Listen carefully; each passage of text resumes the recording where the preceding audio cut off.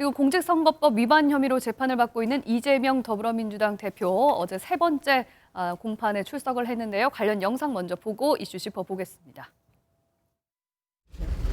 뭐 특별하게 없습니다. 네, 어쨌든 뭐 본인 좀 거짓말을 좀 안 하고 나한테 했다면 좋겠다 말씀만 드리겠습니다. 50억 클럽 최근에 얘기 많이 하고 계신데 어제 또 박영수 전 특검 관련해가지고 200억 약정 이런 얘기도 많이 나왔는데 그런 부분들은 좀 어떻게 보고 계실까 해가지고요. 네, 뭐 제가 저번에도 말씀드렸다시피 사실들이 다 하나씩 밝혀질 거라고 생각합니다.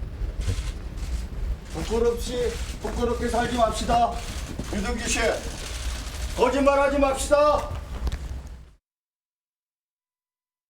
유동규 씨는 거짓말 그만하라 이런 입장인데 입장 없으십니까? 김문기 몰랐다는 사실 입장 그대로십니까? 네, 수고하셨습니다.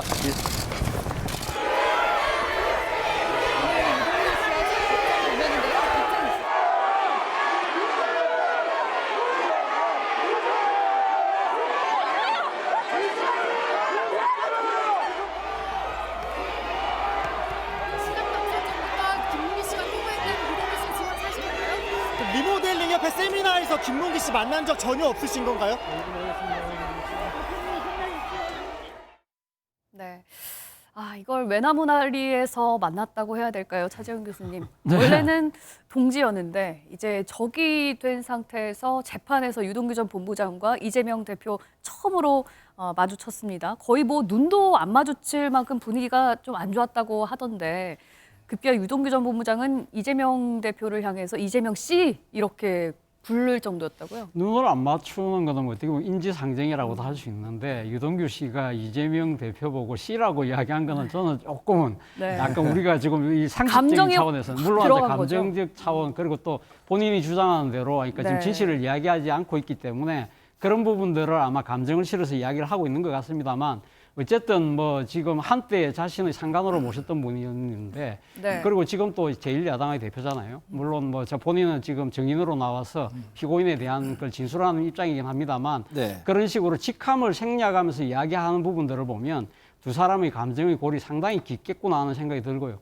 저는 어제 그 재판을 보면서 느꼈던 부분은 그렇습니다. 두 사람의 이야기가 지금 물론 이재명 당대표가 직접 진술한 것보다는 이재명 당대표의 변호인이 이제 직접 나서서 신문하고 하면서 서로 말이 엇갈렸습니다만 그 말이 누구 말이 맞는지는 뭐 결국 법원이 판정을 하겠지만 이걸 지켜보는 상당수의 국민들의 입장에서는 결국 이재명 당대표가에 대한 신뢰가 조금씩 금이 가지 않을까라는 생각이 든다는 것이죠. 우리 속담에 그런 말이 있잖아요. 가랑비에 옷 젖는 줄 모른다고. 사실은 이재명 당대표 입장에서는 이러한 재판에 또 자신이 데리고 있던 사람과의 이렇게 충돌되는 의견이 공개적으로 이렇게 드러나는 부분은 상당히 정치하는 입장에서 또 이 정치하지 않는다고 하더라도 인간적으로 상당히 힘든 상황이잖아요. 그래서 앞으로 지금 이 재판의 결과가 어떻게 나올지 모르겠습니다만 이 지금 이 재판뿐만 아니라 또 대장동과 관련된 재판에서는 또 유동규 씨하고 또 맞닥뜨릴 수밖에 없는 상황이라고 한다면 상당히 힘든 정치적 허들을 넘어가고 있는 것은 분명해 보입니다. 원래 그 내부 고발에서 그러니까 어떤 내부 갈등에서 시작된 문제들일수록 그 정보에 많은 그 접근했었던 사람들의 증언 이런 것들이 그 사람들에게는 더 뼈아프잖아요. 글쎄요. 그러니까 지금 이재명 대표가 측에서 주장하는 것은 유동규 씨의 이야기가 다 거짓말이다고 지금 거짓 진술이라고 주장하고 있기 때문에 얼마만큼 아픈지 모르겠지만 앞서 제가 말씀드린 대로 공개된 장면에서 두 사람이 말이 어긋나는 부분 그리고 유동규 씨가 자신이 데리고 있던 유동규 씨가 씨라고 이야기하는 부분들은 상당히 이재명 대표 입장에서는 상당히 아플 수밖에 없는 대목일 수 있죠. 어제 그럼 재판 과정에서 어떤 얘기들이 오갔는지 좀 자세히 들여다보자면요. 뭐 물론 지금까지 나왔던 내용들이 나오기도 하고 또 새로운 내용도 전해지기는 했습니다. 일단 이재명 대표 측에서는 그 호주 여행 관련해서 이걸 이제 패키지 여행으로 얘기를 했는데 사실 우리가 패키지 여행 가면은 거기 참석자들이 굉장히 많은데 이 사람들이랑 다 친해져서 오는 건 아니지 않느냐. 사실 그렇기도 합니다. 근데 그거와 관련해서는 또 보는 시각에 따라서 아니 패키지 여행은 아예 모르는 사람이 갔었던 거고 이거는 그래도 어떤 이해관계를 얽혔던 사람들이 갔기 때문에 이걸 어떻게 해석해야 되는가 이게 좀 좋은 변론이었느냐 안 좋은 변론이었느냐라고 검찰 출신이신가 우리 아니 김영남 근데 의원님 이 어떻게 부분에 평가하세요? 있어서는 이재명 대표 측의 주장이 좀 궁색해 보여요. 왜냐하면 이게 패키지 여행을 갔던 것도 아니고 패키지 여행도 10명 정도가 열흘을 해외여행을 같이 갔다 오면 친해집니다. 근데 이 출장이 호주, 뉴질랜드 출장이라고 부르는 게 맞는지는 모르겠습니다. 기간 내내 골프도 치고 요트 빌려서 낚시도 하고 그랬으니까 이게 뭐 출장을 빙자한 여행이라고 볼 수도 있는데 어쨌든 10여 명이 열흘을 같이 다닌 거거든요. 그리고 예. 그 전후로 만남이 계속 이어질 수밖에 없는 사이였고요. 그러니까 패키지 여행과 비교해서 뭐 다 친해지지 않는 거 아니냐 이 내용도 좀 궁색하고 예. 그리고 또 눈을 마주치고 찍은 사진은 없지 않냐. 네. 아니 근데 눈을 마주치고 사진 찍을 일은 거의 없어요. 사실은 아무리 친해도 네. 뭐 옆에 나란히 서거나 앉아서 이렇게 카메라를 보고 사진을 보통은 찍지 뭐 둘이 아주 연인 사진 사이로 뭐 기념할 만한 사진 찍을 때 말고는 예. 남자들끼리 눈을 마주보고 사진 찍을 일은 없죠. 근데 아무리 봐도 네. 이 공판에서 주장했던 이재명 대표의 변호인의 이야기는 좀 많이 궁색해 보입니다. 그래서 이제 검찰이 한민수 대표님 네. 뭐 이렇게 김영남 의원님은 궁색하다 변호인의 이 변호 내용이 이렇게 얘기하고 검찰은 그래서 자기는 와이프랑 친한데 와이프랑 눈 마주친 거는 이제 결혼 사진밖에는 없다.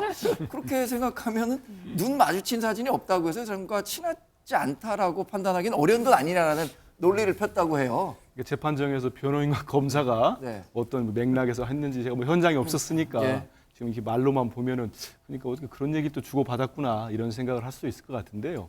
근데 좀 전에 이제 우리가 본 그 사진 있었잖아요. 네. 네. 뭐 골프 치고 4명이라고 했던 그 사진은 사실 저거는 대선 때도 당시 네. 이제 야당이 지금 여당이고 그 뭐 골프 찍는 사진이라고 했는데 보니까 저건 좀 조작했더라고요. 전체가 같이 찍었는데 네 명만 나온 잘라가지고 것처럼. 잘라가지고 마치 이렇게 봐였다. 네. 저런 것들. 그다음에 이제 검사가 제시한 카톡이 있대요. 그 이재명 대표와 이제 김문규 씨랑 대화 주고받은 것처럼. 근데 우리가 잘 아는 카톡에 여러 명 있는 홍보 채널 있잖아요. 예. 그거였답니다. 그러니까 그거는 뭐 둘이 친하다는 걸 입증할 수 없는 거. 가령 이런 것들이 좀 몇 가지 있었다고 합니다. 그러니까 검찰이 뭐 보좌 받은 적 없다고 하지 않았느냐 했는데 예. 이 대표 같은 경우 저 대선 때 옆에 있었으니까 그렇게 표현한 적은 없었어요. 왜냐하면 성남 시절에 하유직급에서 몰랐지만 대장동의 이 개발에 있어서는 예. 핵심 실무 관계자이기 때문에 그때는 많은 소통을 했었다. 네. 이런 얘기 했기 때문에 그거를 마치 검찰이 보좌받은 적 없지 않았냐 이렇게 공격하는 건 좀 맞지 않느냐. 뭐 저도 그 보도 본 겁니다. 그런 내용들이 있고 전 다만 하나 보면은 유동규 씨가 이제 그 전에 지금 뭐 석방돼 있어가지고 상당히 많은 언론들 만나잖아요. 네. 유튜브도 출연하고 여러 가지 말씀을 막 얘기를 하고 있는데 이 자기가 이번에 어제였군요. 어제 재판정 가면은 어마어마한 거를 뭐 폭로할 것처럼 해서 기자들이 특히 법조 기자들이 되게 기대했던 것 같아요. 네. 예. 뭔가 막 정말로 김문규 씨를 이 대표가 알 수밖에 없는 결정적 증거가 나오는 거 아니냐. 근데 그거에 비하면 제 판단으로 볼 때는 저도 뭐 기자 오래 했습니다만 보니까 네. 완전히 용두삼이었어요. 알맹이가 없었다. 전혀 없었죠. 네. 있었으면은 지금 우리가 지금 뭐 변호인의 그런 얘기 갖고 하고 있었겠습니까? 그런데 그냥 이걸 밖에서 하는 거랑 비슷한 이런 진술들을 법정 안에서 하는 거랑은 그 발언의 무게가 굉장히 다를 수밖에 없잖아요. 당연하죠. 네. 유증하면 안 되죠. 유증하면 안 되고 저는 그때 어떤 일이 생각나냐면 이제 부장판사가 재판장에 이런 얘기를 합니다. 그 증거 인멸 관련된 재판을 하면서 그 재판장이 한 얘기니까요. 네. 유동규 전 본부장, 당신 검찰하고 조사받으면서 불구속 수사를 놓고 딜을 한 것 같더라. 딜을 한 거가 있기 때문에 진술에 의문점이 있습니다. 네. 이런 지적까지 하거든요. 네. 그러니까 그런 거 보면 재판에서 그런 지적받을 때는 과연 뭐 유증을 죄를 받기 때문에 저분이 재판장 쌓은 얘기는 모두 진실이다.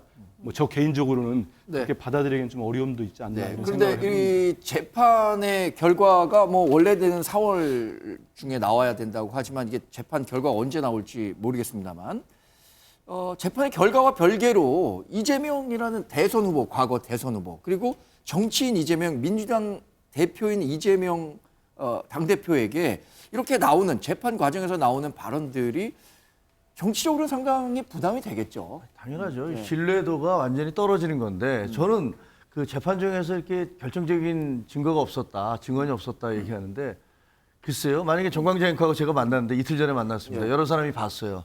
근데 저는 만났잖아. 근데 옆에 사람들도 그때 만났어라고 얘기하는데 정광재 앵커가 나는 기억 못해. 이렇게 얘기하면 제가 머릿속에 들어가 보지 않은데 어떻게 알겠습니까? 네. 그러나 상식적으로 보면 야 그게 무슨 소리야. 너는 안 만났다고 그러지만 주변 사람들은 다 만났다고 그러면 그 네. 만났는 거 아니니? 라고 예. 얘기하지 않겠어요? 자, 호주에 출장을 가고 뉴질랜드에 출장을 갔는데 2인 카트에서 같이 옆에서 모는 사람을 했는데 뭐 부하니까 몰랐을 수 있다라고 친다고 쳐도 거꾸로 역주행을 하면서 네. 골프를 다시 쳤다라고 하면 사람이라는 건 누구나 그런 특이한 상황을 맞닥뜨리게 되면 그 상황을 기억하게 돼 있어요. 네. 그리고 낚시? 아니 요트 타고 낚시하는 것들이 대한민국에서 몇 명이나 몇 번이나 가능하겠습니까? 예. 그런 굉장히 특이한 경험을 골프장에서 거꾸로 역주행을 해서 골프를 다시 치고 요트를 타고 가서 낚시를 같이 하고 그런 사람을 모른다라고 얘기하면 본인은 머릿속에서 계속 거짓말 탐지기를 해서 뭐 하지 않았으니까 저희가 얘기할 수 없겠지만 일반 상식적으로 그게 바보가 아닌 다음에 어떻게 그걸 모를 수 있느냐라는 식의 어떤 반론을 펴지 않을까요? 그러니까 이제 그 재판 이제 어차피 판사 이 법적인 판단을 하겠는데 이 판사분이 어떤 결론을 내릴지 그게 뭐 많은 사람들이 지금 지켜보고 있는 거 아니겠습니까? 그래서 판사분이 법은 뭐 최소한의 상식이라고 하니까 그 최소한의 상식을 판사가 어떻게 적용할 것인가 이 부분 살펴.